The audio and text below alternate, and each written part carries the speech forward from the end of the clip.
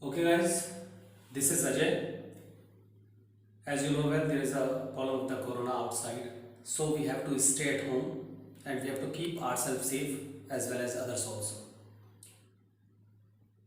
Nowadays, we are not able to conduct regular classes, we are not able to attend the regular classes, so I am providing some study material to you through these WhatsApp or the videos. I am fine, and I think you will also be fine by the grace of God. Okay, guys, we are coming to the point without wasting our time. Today I am picking the topic resources and development. This is the first chapter of your geography book, textbook. I want to tell you in this chapter we have to discuss about the resources, features of resources, types of resources, development of resources, resource planning, conservation of resources, land resources, and about the soils.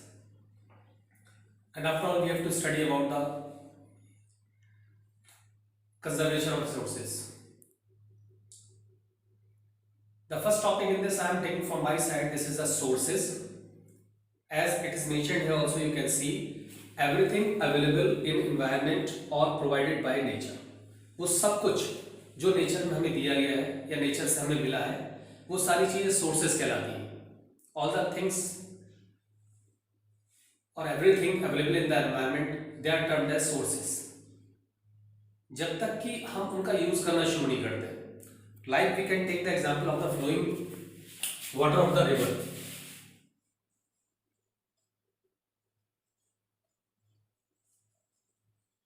Flowing water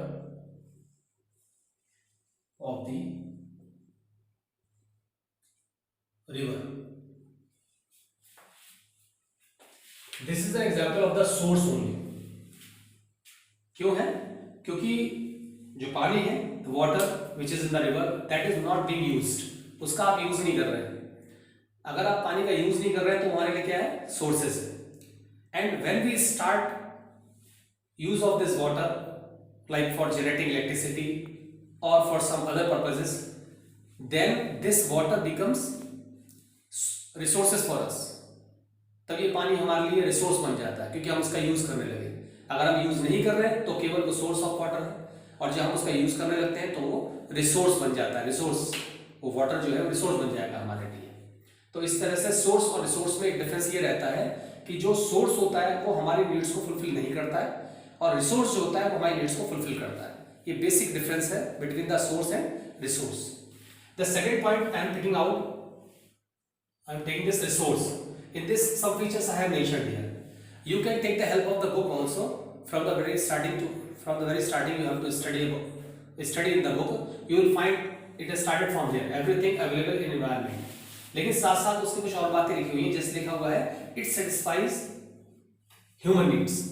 कि resource जो है उसकी अपनी एक खासियत होती है, उसका अपना एक फीचर होती है कि वो ह्यूमन नीड्स को सेटिस्फाई करता है. अगर वो ह्यूमन नीड्स को सेटिस्फाई नहीं करेगा तो वो रिसोर्स नहीं कहलाएगा. क्या कहलाएगा? फिर वो सोर्स कहलाएगा. तो पहला जो काम है इसका, पहली इसकी जो फीचर है वो ये है कि it has to satisfy human needs, कि इसको ह्यूमन नीड्स को सेटिस्फाई करना पड़ता है या करेगा ये, तभी रिसोर्स कहलाएगा. दूसरी बात इसमें दी हुई है कि it is technologically accessible, it is economically feasible, और तीसरी बात लिखी हुई है इट इज कल्चरली एक्सेप्टेबल. तो ये तीन बातें लिखी हुई है, इनके बारे में बता दूं मैं आपको कि technologically accessible, what does it mean? इसका मतलब है कि whatever technology we have we can use to extract it, we can use it to develop it. आप रिसोर्स को डेवलप कर सकते हो, रिसोर्स को एक्सट्रैक्ट कर सकते हो. जो भी टेक्नोलॉजी आपके पास है अवेलेबल या एग्जिस्टिंग टेक्नोलॉजी जो भी है आपके पास, उसके थ्रू आप उसे एक्सेस कर सकते हो, एक्सट्रैक्ट कर सकते हो, यूज कर सकते हो, डेवलप कर सकते हो. जो भी टेक्नोलॉजी आपके पास में है उसके लिए आपको नई टेक्नोलॉजी की जरूरत नहीं पड़ रही है, पहली बात. दूसरी बात आ रही है इकोनॉमिकली फिजिबल. इकोनॉमिकली फिजिबल का मतलब यह है कि जो फाइनेंशियली बेनिफिशियल हो, आर्थिक रूप से फायदेमंद होना चाहिए आपके लिए.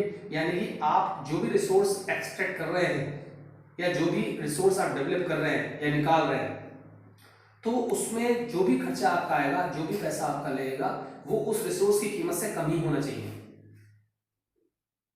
तब जाकर के हम उस रिसोर्स को डेवलप कर सकते हैं और करने की कोशिश करेंगे। इसे कहते हैं इकोनॉमिकली फिजिबल, यानी कि जो प्रोड्यूसर है या जो एक्सट्रैक्ट करने वाला है उसको भी फायदा होता है और सेल करने के बाद दूसरे को भी बेनिफिट उसका होता है। तो इकोनॉमिकली फिजिबल होना चाहिए, यानी कि दोनों बातें इसमें हैं। पहली बात यह है कि आपके पास इतना पैसा हो कि आप उसे एक्सट्रैक्ट कर सकें और डेवलप कर सकें, और दूसरी बात यह है कि फिर आप उसे जब मार्केट में सेल आउट करते हैं तब आपको उसका फायदा भी होना चाहिए। तो दोनों बातें इसके अंदर आती है, इकोनॉमिकली फिजिबल कि आपके पास जो भी पैसा वगैरह है उससे आप आसानी से उसको एक्सट्रैक्ट कर सकते हैं। तीसरी बात आ रही है कल्चरली एक्सेप्टेबल। कल्चरली एक्सेप्टेबल का मतलब ये होता है कि when you start to use the resources then it does not hurt the emotions of others, दूसरे के सेंटिमेंट्स को हर्ट नहीं करता है, दूसरों को उससे परेशानी नहीं होती है, दूसरों को उससे दिक्कतें नहीं होती हैं, उनके घर को या उनके एनवायरनमेंट को या किसी भी तरह की चीजें नहीं आती, कोई ऑब्जेक्शन नहीं लगाया जाता है उसमें। तो हम ये मान लेते हैं कि कल्चरली एक्सेप्टेबल है। फिर बात करता हूं आपको इस पे कि रिसोर्सेज वो है विच सेटिस्फाई ह्यूमन नीड्स, जो ह्यूमन नीड्स को सेटिस्फाई करते हैं। पहली बात, दे आर टेक्नोलॉजिकली एक्सेसिबल, इसका मतलब ये होता है whatever technology we have in present we can use the technology to extract the resource और टू डेवलप द रिसोर्स। दूसरी बात आती है इकोनॉमिक फिजिबल, इसका मतलब ये है कि व्हाटएवर मनी वी हैव, जो भी पैसा हमारे पास है वो सफिशिएंट है और उसके थ्रू हम रिसोर्स को डेवलप कर सकते हैं। तीसरी बात आती है कल्चरली एक्सेप्टेबल, यानी कि हम जब उसे यूज कर रहे हैं तो सोसाइटी या लोग उसे एक्सेप्ट कर लेते हैं, किसी को कोई ऑब्जेक्शन उस पर नहीं होता है, हम किसी के इमोशंस को हर्ट नहीं करते हैं। तो यहाँ रिसोर्स